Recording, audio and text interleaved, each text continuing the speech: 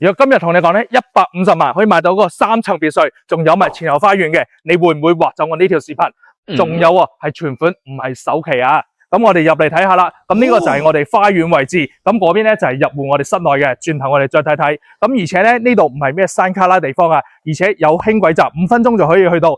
一站咧直達香港西九龍啊，直接去到香港。咁而且去萬達廣場咧都係10分鐘就可以去到。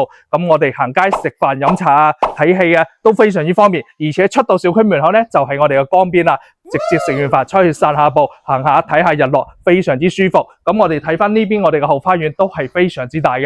咁我哋呢個別墅咧一共係上下3層嘅，咁一共係做咗3個房。咁如果唔夠咧，地下嗰層仲可以加建2個房，可以做到5個房噶。咁我哋又去睇下室內空間先。咁我哋再到室內空間睇睇。咁我哋入到嚟咧，呢個我哋入戶門呢度咧就做翻你嘅一個玄關，做翻個鞋櫃位置都冇問題啊，夠晒空間。咁入到嚟咧就係我哋成個客廳位置。咁呢度見到啦，上下都可以去到嘅。咁我哋成個空間咧採光都非常之好啊。嗱，全部單面採光，到時呢啲門推開咧，直接出你個花園啦。咁呢邊就係我哋客廳位置啦。咁呢邊就係我哋個餐廳，成個空間咧都係屬於一個橫廳咁嘅設計啊。仲有埋我哋廚房個空間都非常之大啊，你自己睇翻係嘛？成個空間係夠大嘅。咁我哋落下邊個層再睇睇。咁我哋呢個負一層咧就做咗個會所嘅。咁如果你覺得房唔夠多咧，咁你就可以做多2個房啦。咁呢度我哋做咗一張德州台啦。咁我哋平時咧你可以做翻個麻雀房都冇問題，而且有埋採光井落嚟，採光非常之好啊。咁呢邊咧就做咗我哋一個紅酒室啦。咁你自己呢度做翻個吧台，平時用咗3、5支幾啊，同啲朋友啊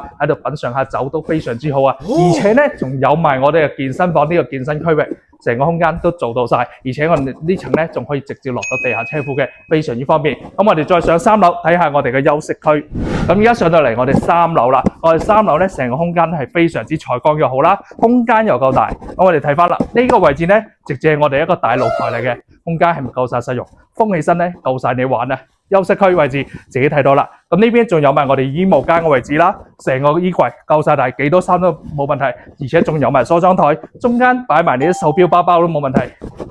我哋套位咧睇翻空間都非常大，淋浴浴缸、洗面盆全部都做晒到晒位啊！咁呢邊咧就係我哋另外一個空間啦，我哋呢層一共3個房，咁呢個就係我哋個工位，而且1、2另外嗰2個房間，所以空間咧夠晒你用，唔夠地下室再加建2個。咁如果想對呢套有興趣嘅話，評論區留翻資料2個字，我發俾你。